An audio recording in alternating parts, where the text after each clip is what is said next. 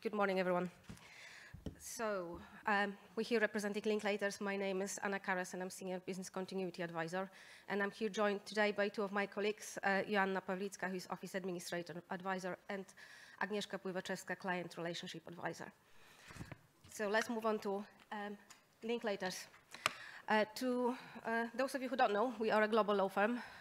We operate across 20 countries in 30 offices, and our team of about 5,500 people globally, almost equally split between lawyers and business teams. And here in Warsaw, we've got our Linklaters Service Delivery Center, which was established in 2014, and since then has grown to over 200 employees representing all business functions, as you can see, represented in this slide. The center is fully integrated into the business, which means that we are a part of the whole firm rather than just delivering on the transactional work.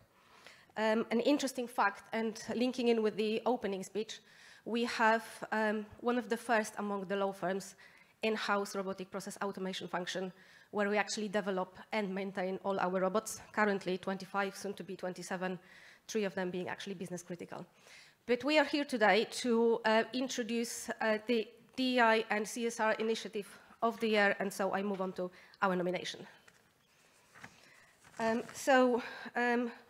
We take a very holistic approach to ESG at Linklaters, and in the center have voluntary-based DEI and CSR teams working closely together to deliver on our ESG commitment.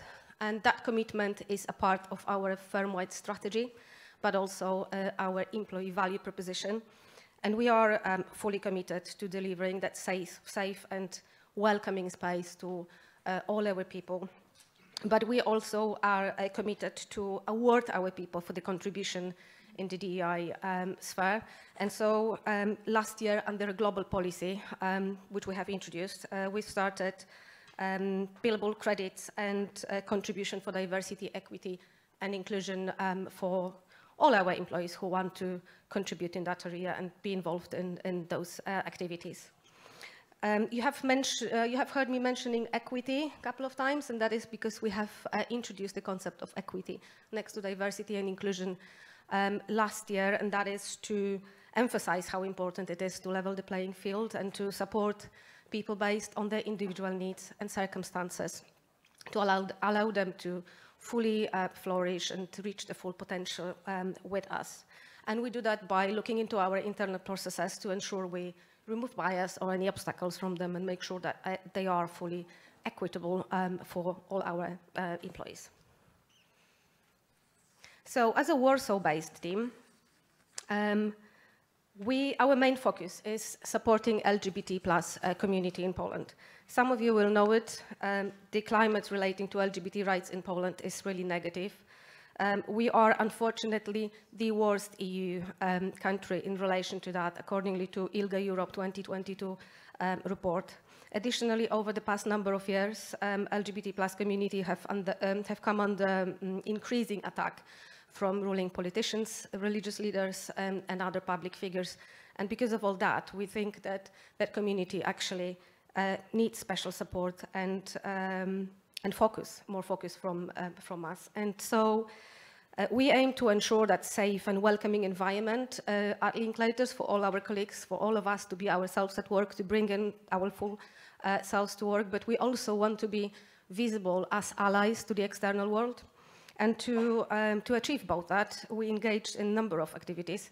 Some of them you can see listed on that slide. And just to name a few, we have become supporting partner of the LGBT+ Diamonds Awards, awards that recognize businesses supporting LGBT+ community in Poland. We have designed and created our own LGBT-friendly map of Warsaw, which we share with all our Warsaw workforce, but also share with all our visitors that come into the office from other locations. As I mentioned before, we have 30 offices across the world. We do arrange regular webinars, talks, invite inspirational speakers to keep the conversation going, to keep on educating ourselves. We focus a lot on education and awareness raising.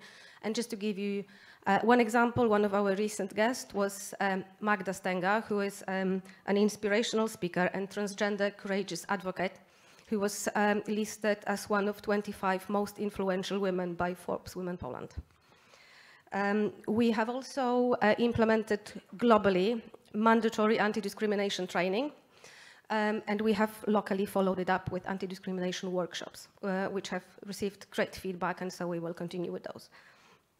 And I think the last example on this slide is when the war in Ukraine has started a year ago, we have also arranged a specific dedication awareness raising session focusing on specific challenges of Ukrainian LGBT+ community. But the support to LGBT+ community is not the only sphere where we are committed in regards to DEI. We actually recognize and work in 6 different strands. And I'll give you a few more examples, but the time is very limited, so I'll just give you one and hand over to my colleagues. And since it is International Women's Day today, my example will relate to supporting gender equality. A year ago, we have introduced feminitives in our Warsaw office. Feminitives are the female version of job titles in Polish contracts, and so ever since, all our female colleagues can choose to use the female version of the job title.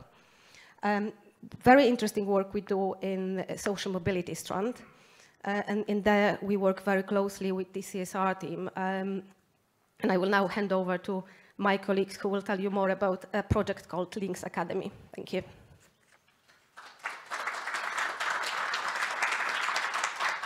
Thank you, and thank you, Anna.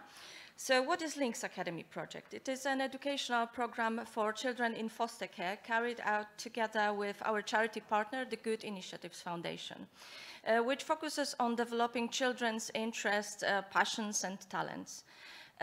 It is based on interactive workshops designed and led by our volunteers in a friendly and informal way. This program involves working together to develop practical life tips and best practices for children's future careers. Why do we run this program?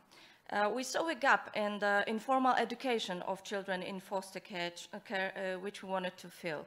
Not in terms of very specific skills such as Excel or PowerPoint, but rather in terms of support and guidance we can offer based on our experience and knowledge.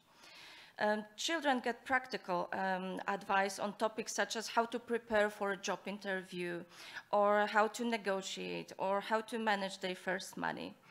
These topics might seem trivial to us, but neither education nor care facilities provide children with support in these areas. And now I will hand over to Agnieszka, who will tell you more about one of the workshops. Thank you, Anna. So yes, one of the workshops that Joanna mentioned about was on discrimination, tolerance, and hate speech, which I had the pleasure to run. I must say that preparation wasn't easy due to the subject, but we thought that this is really a meaningful topic, especially for teenagers who face it daily. We gave them the task to inspire, think, and talk about the situations that they would not have many opportunity to do so.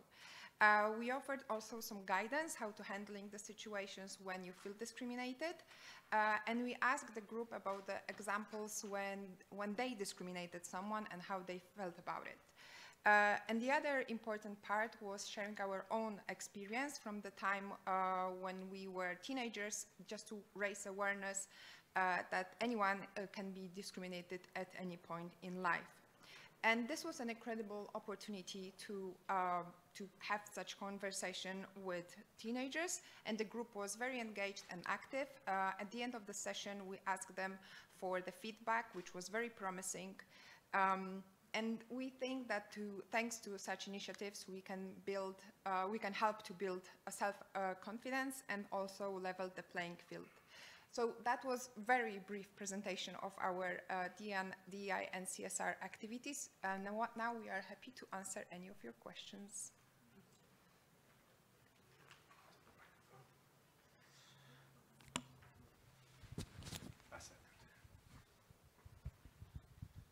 Thank you. So how many sessions you have run in this program, and how many kids took part?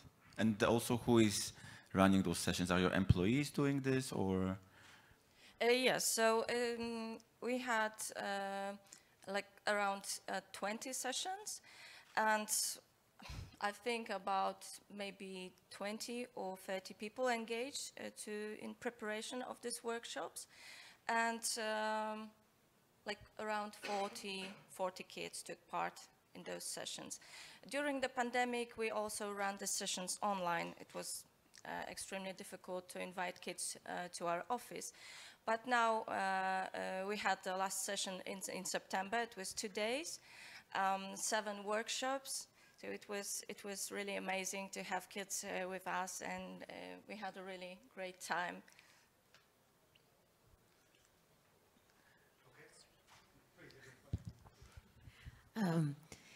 It's a great initiative. How do you find those kids? We are working together with the Good Initiatives Foundation, and they support children in foster care. They have several foster care all over Poland that they work with, and they just pick the children. They just choose which foster care are coming to us, and yeah. Is it specific for foster care, or any children can, any child can go? Foster care. Okay. Great. Okay, Anna, your team, thanks very much. Really wonderful. Great initiative. Okay. Thank you.